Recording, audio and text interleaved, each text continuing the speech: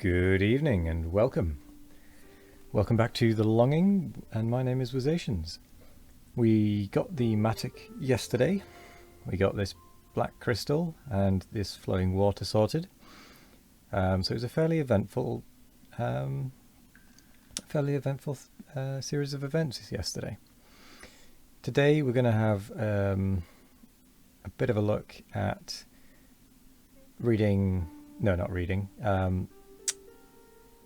mining, digging out a little bit over here to extend our home,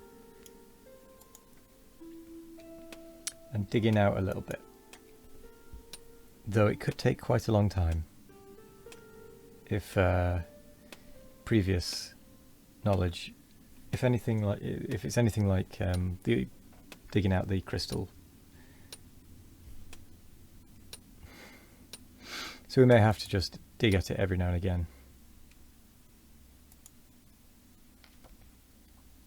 Just get that coal. It may be a case that we just have to do a little bit every now and again.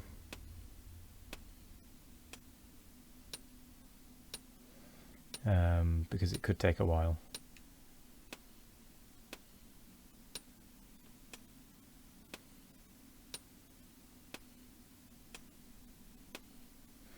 So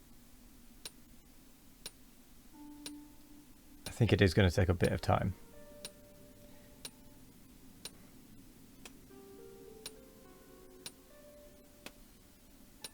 So with that in mind, we'll do a bit of digging today. We'll read a few more pages of Thus Spoke Zarathustra. Although it does look like, if you look, we are moving ever so slightly.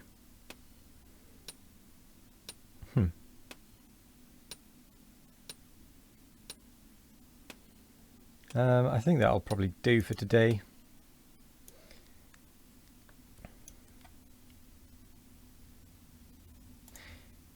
You know what? Let's make a fire.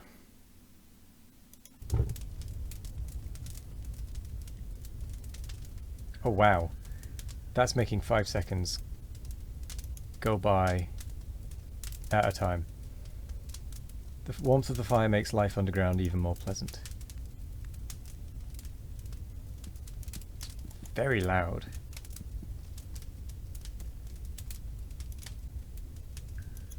Let's see if it adds to the ambiance of the book.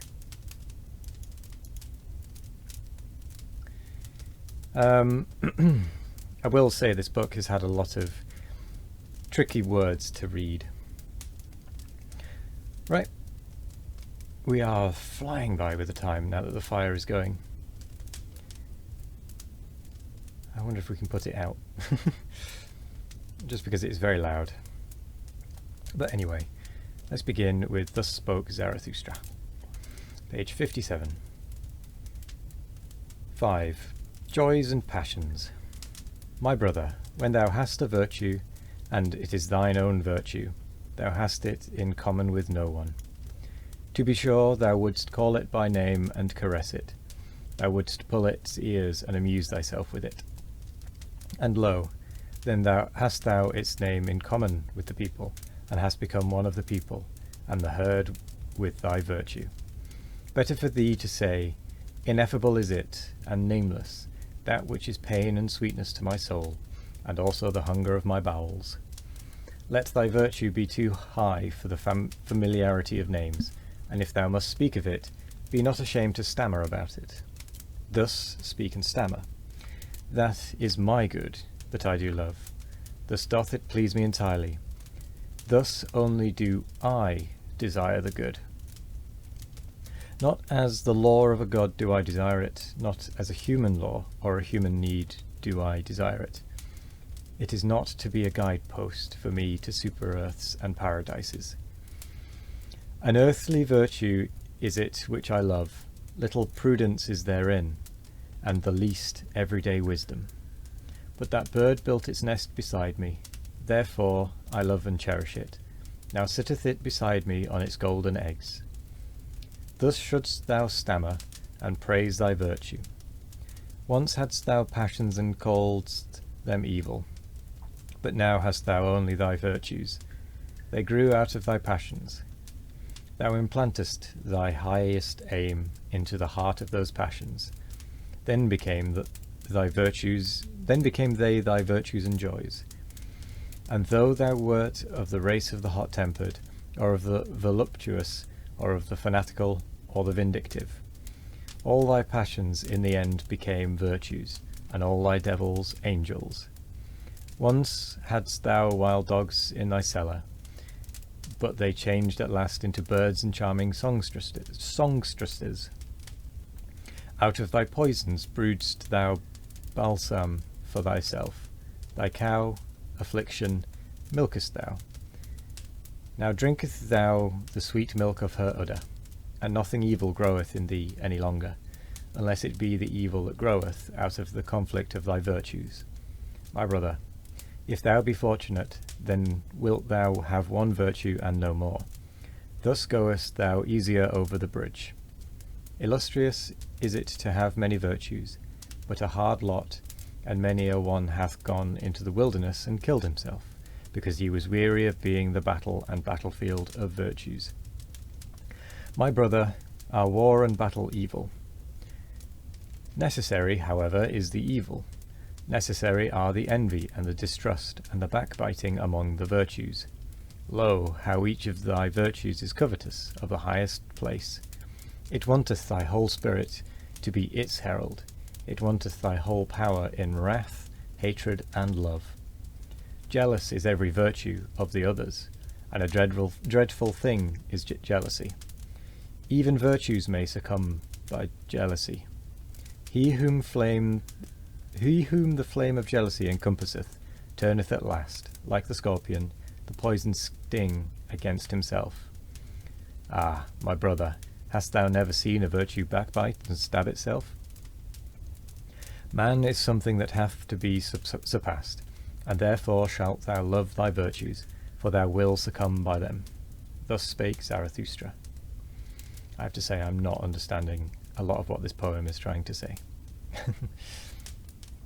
Or what this story is trying to say. 6. The Pale Criminal. Ye do not mean to slay, ye judges and sacrificers, until the animal hath bowed its head. Lo, the pale criminal hath bowed its head. Out of his eye speaketh the great contempt. Mine ego is something which is to be surpassed. Mine ego is to me the great contempt of man, so speaketh it out of that eye.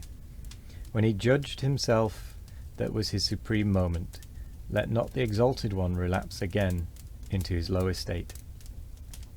There is no salvation for him who thus suffereth from himself, unless it be speedy death. Your slaying, ye judges, shall be pity, and not revenge. And in that ye slay, see to it that ye yourselves justify life. It is not enough that ye should reconcile with him whom ye slay. Let your sorrow be love to the Superman. Thus will ye justify your own survival. Enemy shall ye say, but not villain. Invalid shall ye say, but not wretch. No, it should be invalid, sorry. Fool shall ye say, but not sinner. And thou, red judge, if thou would say audibly all thou hast done in thought, then would everyone cry, away with the nastiness and the virulent reptile. But one thing is the thought, another thing is the deed, and another thing is the idea of the deed. The wheel of causality doth not roll between them. An idea made this pale man pale. Adequate was he for his deed when he did it, but the idea of it he could not endure when it was done.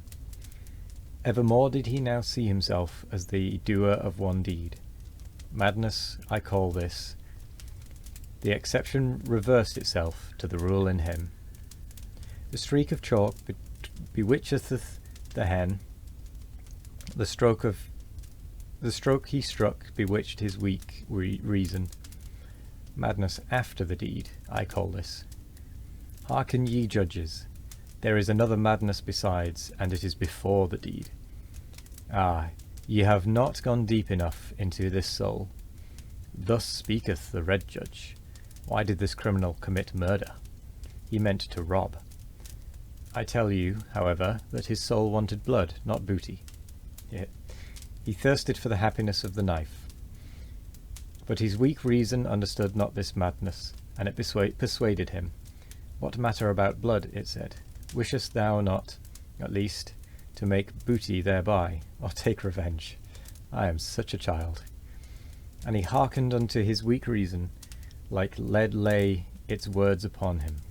Thereupon he robbed when he murdered. He did not mean to be ashamed of his madness. And now once more lieth the lead of his guilt upon him, and once more is his weak reason so benumbed, so paralysed, and so dull. Could he only shake his head, then would his burden roll off. But who shaketh that head? What is this man? A mass of diseases that reach out into the world through the spirit. There they want to get their prey. What is this man? A coil of wild serpents that are seldom at peace among themselves, so they go forth apart and seek prey in the world.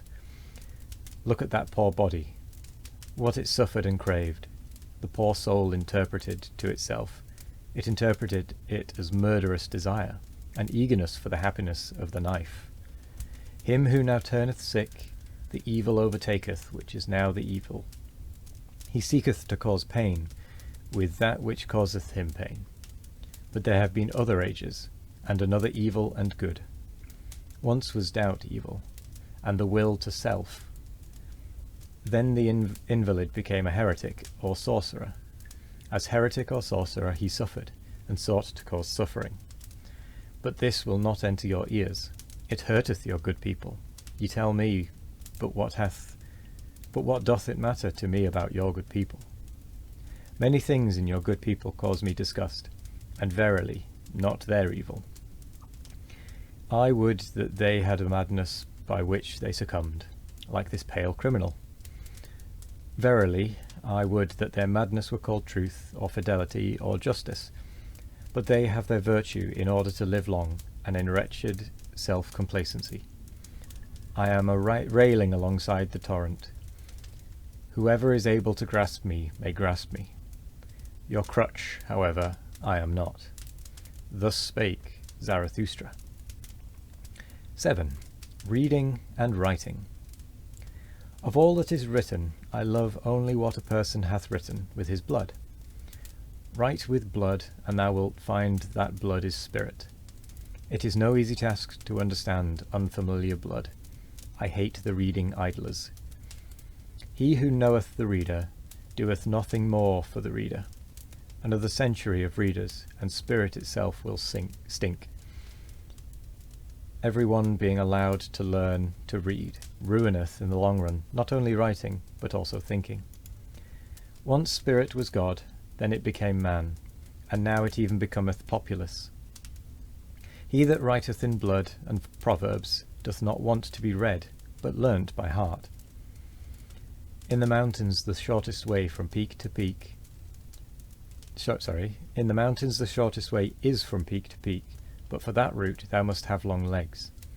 Proverbs should be peaks, and those spoken to be big and tall. The atmosphere rare and pure, danger near, and the spirit full of a joyful wickedness. Thus are things well matched. I want to have goblins about me, for I am courageous. The courage which scareth away ghosts createth for itself goblins. It wanteth to laugh.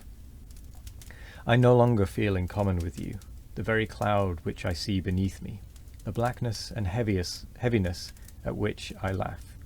That is your thundercloud. Ye look aloft when ye long for exaltation, and I look downward because I am exalted. Who among you can at the same time laugh and be exalted?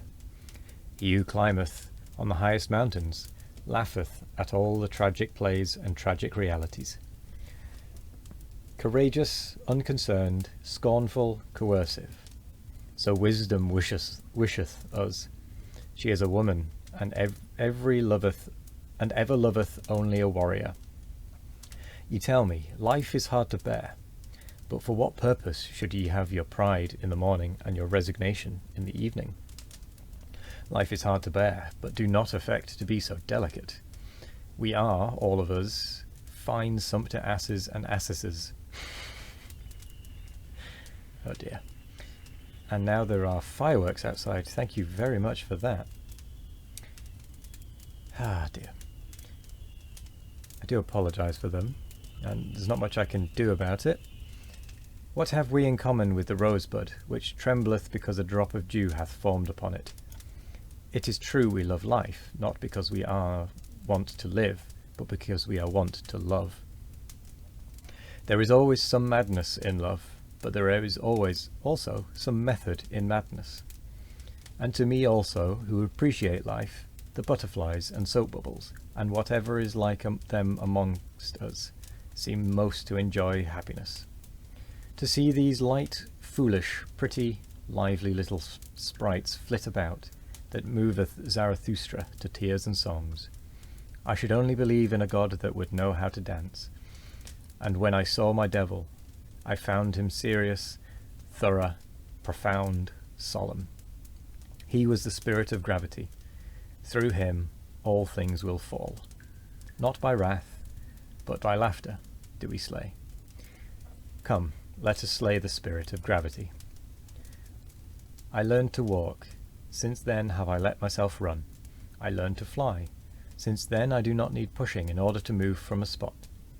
Now am I light. Now do I fly. Now do I see myself under myself. Giggity. Now there danceth a god in me. Thus spake Zarathustra. 8. The Tree on the Hill. Zarathustra's eye had perceived that a certain youth avoided him, and as he walked alone one evening over the hills surrounding the town called the Pied Cow, behold, there foundeth he the youth sitting leaning against a tree, and gazing with wearied look into the valley. Zarathustra thereupon laid hold of the tree beside which the youth sat, and spake thus. If I wished to shake this tree with my hands, I should not be able to do so. But the wind, which we see not, troubleth and bendeth it as it listeth.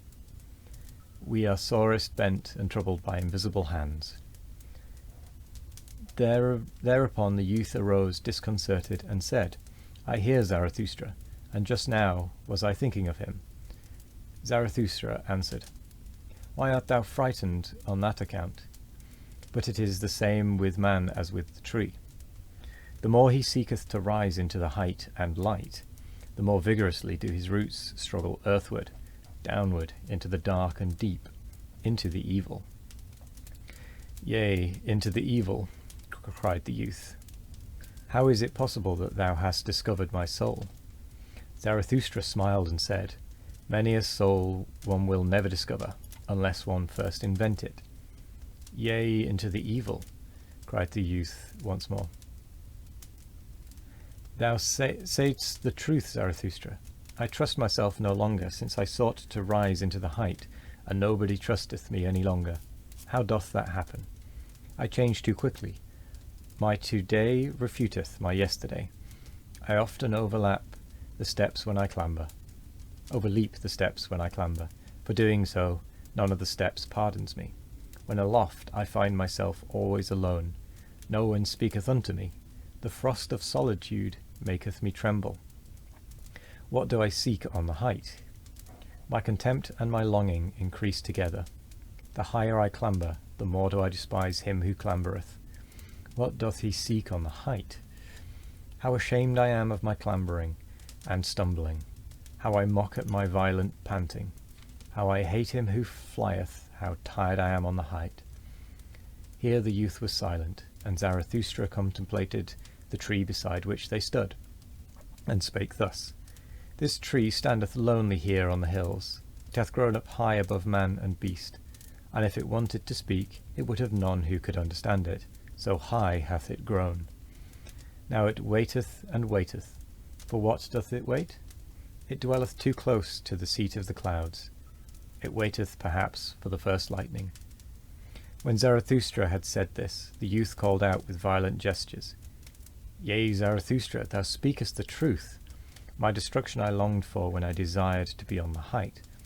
and thou art the lightning for which I waited. Lo, what have I been since thou hast appeared amongst us? It is mine envy of thee that hath destroyed me. Thus spake the youth, and wept bitterly. Zarathustra, however, put his arm about him, and led the youth away with him. And when they had walked a while together, Zarathustra began to speak thus. It rendeth my heart better than thy words express it. Thine eyes tell me all thy danger. As yet thou art not free, thou still seekest freedom. Too unslept hath thy seeking made thee, and too wakeful. On the open height wouldst thou be, for the stars thirsteth thy soul. But thy bad impulses also thirst for freedom. Thy wild dogs want liberty. They bark for joy in their cellar, when thy spirit endeavoureth to open all prison doors. Still art thou a prisoner, it seemeth to me, who deviseth liberty for himself. Ah, sharp becometh the soul of such prisoners, but also deceitful and wicked. To purify himself is still necessary for the freedman of the spirit. Much of the prison and the mould still remaineth in him. Pure hath his eye still to become. Yea, I know thy danger, but by my love and hope I conjure thee, cast not thy love and hope away. Noble thou feelest thyself still, and noble others also feel thee still, though they bear thee a grudge and cast evil looks. Know this, that to everybody a noble one standeth in the way. Also to the good a noble one standeth in the way, and even when they call him a good man, they want thereby to put him aside. The new would be the noble man create, and a new virtue. The old wanteth a good man, and that the old should be conserved. But it is not the danger of the noble man to turn a good man, but lest he should become a blusterer, a scoffer, or a destroyer.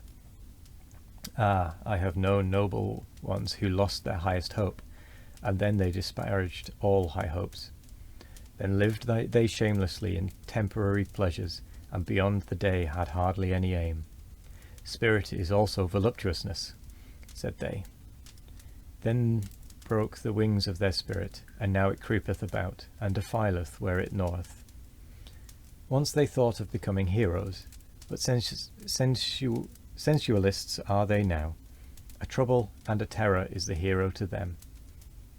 But by my love and hope I conjure thee, cast not away the hero in thy soul, maintain wholly thy highest hope.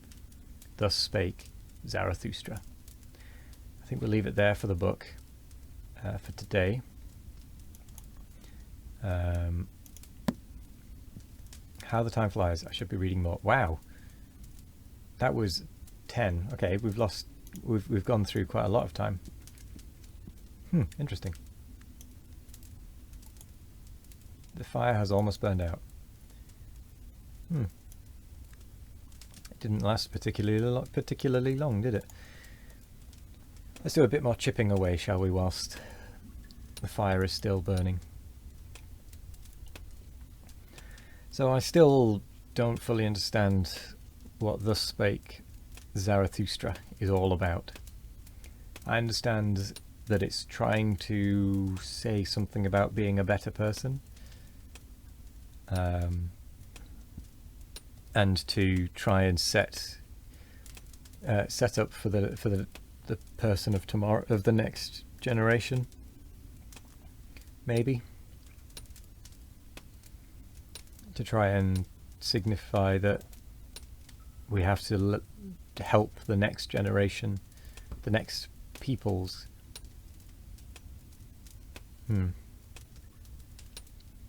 Think ahead rather than think only of ourselves. We seem to be making it down the stairs a little bit. We are uncovering a bit at a time.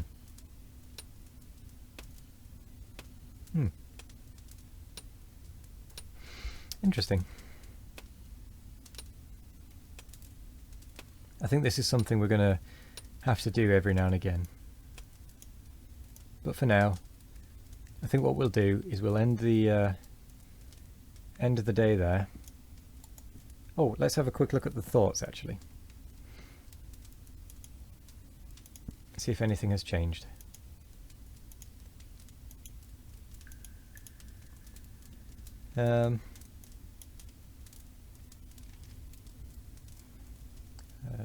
No, nothing has changed.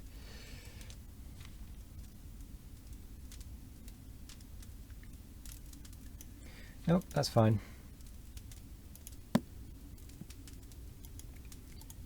So let's just sit and stare now that we have a fire going, and we'll leave the shade comfortably sitting in the chair, counting the time down. It's really going fast. So I'm going to say thank you very much for joining me this evening. Have a wonderful morning, evening, afternoon or night. No matter what time of day it is, have a wonderful one of it.